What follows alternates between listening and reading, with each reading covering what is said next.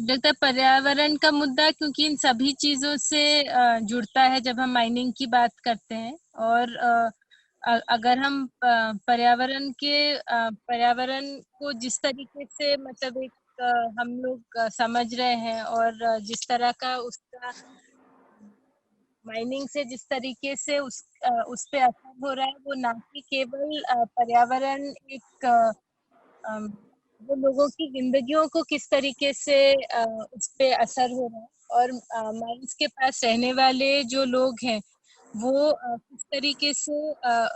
कई तरह के उनको अगर उनका पानी प्रदूषित होना, हवा प्रदूषित होना, खेती की जमीन और उनके स्वास्थ्य पे जिस तरह का असर पड़ रहा है, उसके बारे में संक्षिप्त में मैं रखती हूँ।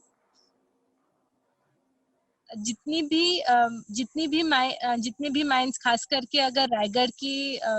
का एग्जांपल लेते हुए, और ये फिर बाकी जगहों पे भी ये अ, यही बात लागू होगी कि जहां पर भी अगर हम देखें कि माइनिंग हो रही है, एक तो माइनिंग अपने आप में ही पर्यावरण के खिलाफ जाने वाली एक प्रक्रिया है, और दूसरा कि जिन नियमों का पालन करके माइनिंग को किया जाना था, उन नियमों का हर तरफ जहां भी माइनिंग हो रही है, उन नियमों का उल्लंघन हो रहा है। चाहे वो ग्रीन बेल्ट बनाना हो, या बस्तियों के से एक दूरी बना के माइन करने की बात हो, या फिर लोगों के फॉरेस्ट राइट्स को सुरक्षित रख के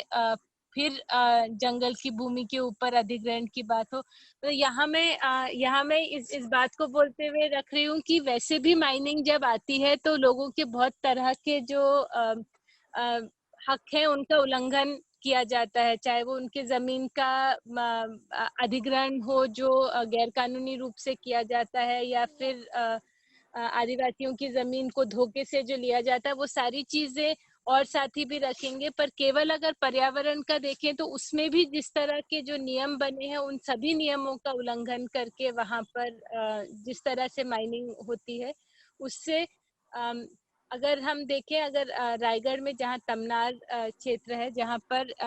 करीब 12 से 13 अलग अलग माइनिंग परियोजनाएं प्रस्तावित हैं, और 7 से 8 माइन चल रहे हैं अभी, और 3 पावर प्लांट उस क्षेत्र में चल रहे हैं। अगर देखें तो वहाँ का जो हम अगर वहाँ का हवा का जो PM 2.5 लेवल देखते हैं, तो वो जो भी जो स्टैंडर्ड है, जो 90 या 100 होना चाहिए, उसका 4 या 6 गुना कई बारी हो जाता है, 350, 250। और अगर हम जो अभी जो नया डेटा भी आया है उसको भी देखें, तो हम देखते हैं कि भारत में जो विश्व की सबसे 30 पोल्यूटेड सिटीज हैं, उसमें भारत की सिटीज 20 हैं उसमें, मतलब जो 30 में से 20 भारत के क्षेत्र हैं। पर ये भी जिन सिटीज के बारे में बात कर रहे हैं, वो ज्यादातर मेट्रोपॉलिटन या बड़ी सिटीज के बारे में बात हो रही है। इन ग्रामीण क्षेत्रों में जहाँ जहाँ इस तरह का माइनिंग हो रहा है, वहाँ के जो पोल्यूशन लेवल्स है, या वहाँ पर जो प्रदूषण हो रहा है, वो कभी भी एक नेशनल लेवल पे भी कभी भी एक्नॉलेज नहीं किया जाता, और कई बार वो इंटरनेशनल लेवल तक तो आ ही नहीं पाता। यहाँ का भी अगर हम देखें तो वर्ल्ड की जो सबसे पोल्यूटेड सिटी है, उसमें शायद PM 2 पॉइंट लेवल 220 230 का बताया गया है। इस क्षेत्र में कई जगह ऐसी होंगी जहां पर 280 320 PM 2.5 लेवल्स पाए गए। PM 2.5 लेवल है कि जिसमें जो हवा है उसमें छोटे कण, जो हवा में बहुत छोटे पार्टिकल्स हैं, उनका होना, जितना ये पार्टिकल्स हवा में होंगे उतना ही ये लोगों को सांस लेने में दिक्कत करते हैं। यहाँ के लोगों ने कई बार इस बात को उठाया है, और समुदायों ने खुद अपने हवा पानी की जांच करके इन नतीजों पे इस डेटा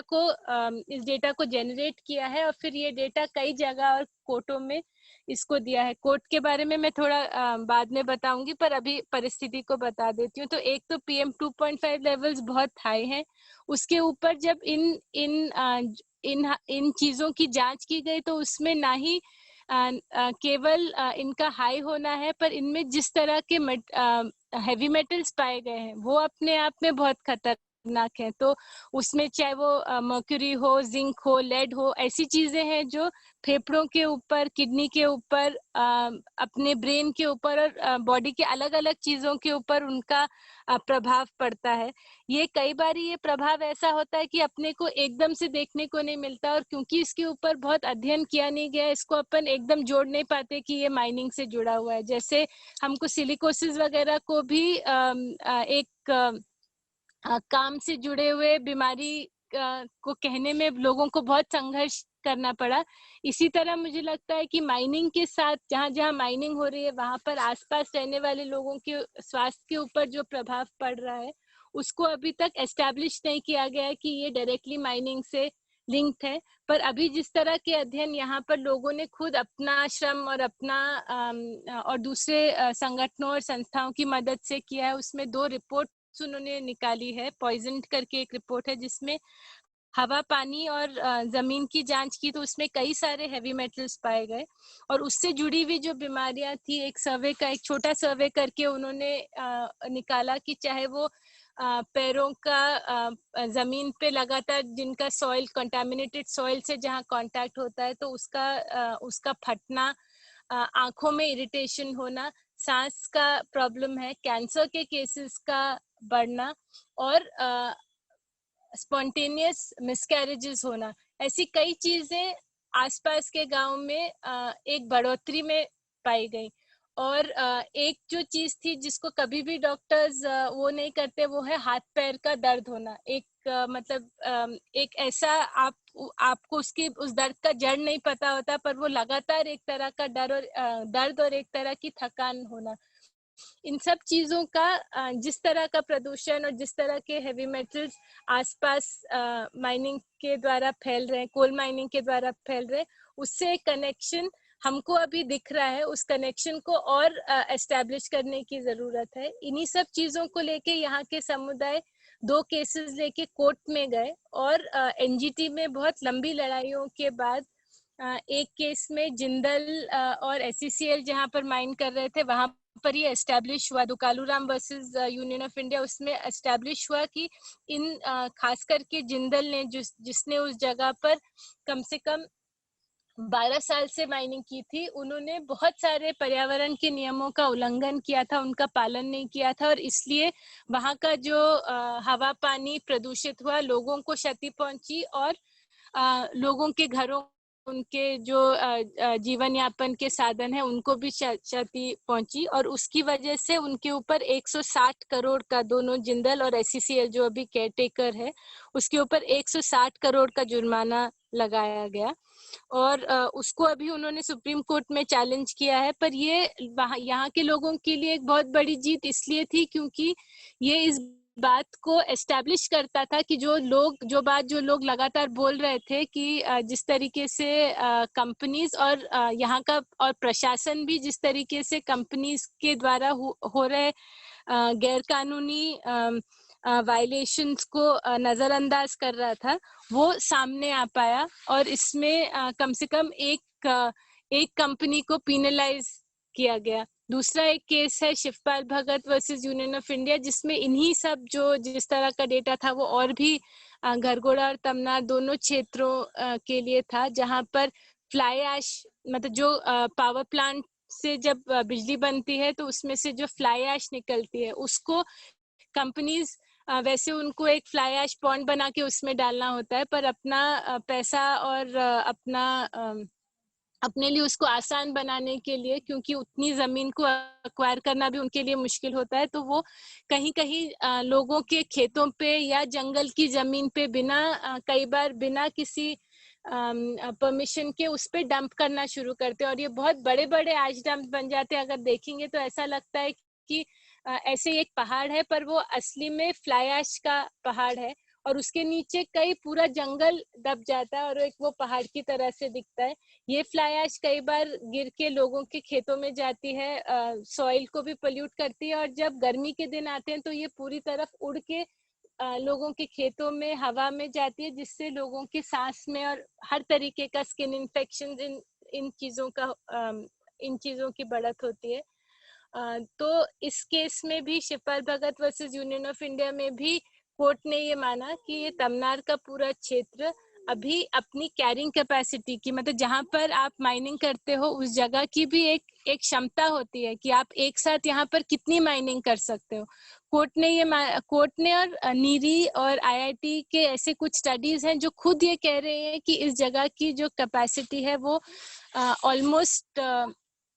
अभी जिस तरह से माइनिंग हो रही है या जो प्रपोज माइनिंग है वो इस क्षमता के ऊपर अभी चली जाएगी और ऑलमोस्ट अपनी कैरिंग कैपेसिटी को एक्सीड कर रहा है यहाँ की माइनिंग। और इसलिए अभी यहाँ पर कोई भी अगर नया माइन प्रपोज होता है तो उसके ऊपर बहुत कंसिडरेशन से होना चाहिए और 2 साल तक एक यहाँ पर कैरिंग कैपेसिटी की एक स्टडी होनी चाहिए कि अब यहाँ और माइनिंग हो सकती है कि नहीं। ये एनजीटी का अपना ऑर्डर है, जिन्होंने एक कमिटी जो एनजीटी ने अपॉइंट की थी उसकी ये रिकमेंडेशन है जिसको एनजीटी ने माना है। तो ये भी यहाँ के लोगों के लिए एक बड़ी जीत थी, क्योंकि जो बातें वो बोल रहे थे उसका एक वैलिडेशन था कि उस बात को कोर्ट ने भी माना। कोर्ट अपॉइंटेड कमिटीज भी जब आई तो उन्होंने भी माना। और ये भी बताता है कि जो सीसीबी वगैरह जैसी बॉडीज हैं, जो छत्तीसगढ़ पोल्यूशन कंट्रोल बोर्ड, जो अलग अलग डिस्ट्रिक्ट्स में जिनको काम करना होता है, वो अपना काम बिल्कुल भी ठीक से नहीं कर रहे थे, क्योंकि जिस तरह का डेटा वो देते थे और जिस तरह का डेटा लोगों ने दिया और फिर कमिटीज ने भी उसको देखा, उसमें बहुत फर्क था और वो डेटा उनका फ्लॉड भी था। तो उनके ऊपर भी मतलब एक सवाल उठता है कि जो बॉडी पोल्यूशन कंट्रोल बोर्ड यहाँ पर या climate conservation environment conservation bodies हैं, वो भी अपना काम बिल्कुल भी ठीक से नहीं कर रहे और कॉर्पोरेट के दबाव में उन्हीं के हिसाब से परमिशंस देना या जो उनका काम है मॉनिटरिंग का वो ठीक से नहीं कर रहे। और तो ये दोनों केसेस में जो फैसले आए ये लोगों के लिए एक बड़ी जीत थी। पर इसका जो दूसरा पहलू है, जो एक इसका दुखद पहलू ये है कि उन फैसलों को जमीन पे लागू कराना भी अपने में एक बहुत लंबी लड़ाई है। और ये होते हुए भी, ये फैसले होते हुए भी एक बहुत छोटी चीज जैसे जो सफाई का काम है कि जहाँ जहाँ ऐश डंप हुआ है या जहाँ जहाँ पोल्यूटेंट्स है उसको साफ करना और उस जगह को रिस्टोर करने का आदेश जो सरकार ने दिया है, उस आदेश का भी पालन नहीं हो रहा। अगस्त में भारत सरकार, छत्तीसगढ़ सरकार ने ये डाल दिया कि हम लोग इसलिए नहीं कर पाए क्योंकि अभी हम कोविड का टाइम है, तो इसलिए हम लोग यहाँ पर मिटिगेशन और रेस्टोरेशन का काम नहीं कर पाए। पर वो काम वो लोग नहीं कर पा रहे हैं, पर माइनिंग का काम डबल में चालू है नई माइंस के लिए। मतलब जबकि ये ऑर्डर है जो कहता है कि अभी नई माइंस को यहाँ नहीं आना चाहिए, पर वहीं पे जो एक जो नेशनल लेवल की बॉडी है ईएसी, जो एनवायरमेंटल एडवाइजरी कमिटी है, जो लोगों को ये जिसका काम है कि वो प्रोजेक्ट्स को रिव्यू करे और फिर वो अपना अप्रूवल दे या नहीं दे, वो लगातार एनजीटी के ऑर्डर के खिलाफ भी यहाँ पर जो आ रहे जो नए माइंस हैं उनके लिए अप्रूवल या उनके लिए कम से कम एक रिकमेंडेशन अभी भी देती जा रही है, जो अपने आप में एनजीटी के एकदम खिलाफ जाता है। तो ये तो इसलिए लड़ाई लंबी है। एक तरफ कोर्ट में भी लड़ाइयाँ हो रही हैं, दूसरी तरफ अगर देखें तो फॉरेस्ट राइट्स के भी कई मामले ऐसे हैं कि जो उनको ना, मतलब अब जो कई 10 साल से लोग अपने फॉरेस्ट राइट्स के लिए लड़ रहे हैं, पर यहाँ पर गैरकानूनी रूप में सरकार लिख के दे रही है कि ये हम फॉरेस्ट आपको पट्टा इसलिए नहीं मिल सकता क्योंकि ये अडानी का लीज क्षेत्र है या ये फलाना कंपनी का लीज क्षेत्र है। तो ये तो मतलब ये तो कानून के भी खिलाफ है और ये किसी का लीज क्षेत्र होने की वजह से आप वन अधिकार कानून के एंटाइटलमेंट्स लोगों को नहीं दोगे, ये तय करना जो वन विभाग है उसका काम नहीं है। फिर भी अपने कार्यसीमा से बहुत आगे जाके वो लोग कॉर्पोरेट के लिए ये काम कर रहे हैं। तो ये एक एग्जाम्पल है और मुझे लगता है ये जहाँ जहाँ पर माइनिंग हो रही है इसी तरह के वहां पर भी सवाल होंगे। और खास करके ये पूरा मुद्दा है जो यहाँ पर जो लोग बिना जमीन के, मतलब जो फॉरेस्ट राइट्स का भी मुद्दा उन लोगों के लिए सबसे इम्पोर्टेंट हो जाता है जिनके पास जमीन नहीं है। पर्यावरण का मुद्दा भी इसलिए बहुत इम्पोर्टेंट हो जाता है कि जिन लोगों के पास जमीनें हैं या जो बड़ा जमींदार हैं, वो लोग अपने जमीन और उसके भाव के लिए नेगोशिएट करते हैं। पर जो लोग कमाते हैं या जो लोग गांव में रहते हैं, केवल सरकारी भूमि पर और जंगल के ऊपर निर्भर रहते हैं, उनके लिए पर्यावरण केवल एक थ्योरेटिकल चीज नहीं रह जाती, वो एक रोजमर्रा का उनका उससे इंटरेक्शन है। और उसके जो प्रभाव है, क्योंकि वो पानी फिल्टर करके नहीं पी रहे हैं, वो जो हवा आ रही है उसको अपने एसी से साफ नहीं कर पा रहे, या वो अपने अपने हिसाब से कहीं और जाके अपने घर बनाने की स्थिति में नहीं है, तो वो लोग ही हैं जो अपनी जमीन बेच के कहीं और नहीं जा रहे, वो वहीं पे हैं और उसी पोल्यूशन में उनको रहना पड़ रहा है। तो ये जो सबसे मार्जिनलाइज्ड है उसके लिए ये उतना बड़ा मुद्दा बन जाता है। और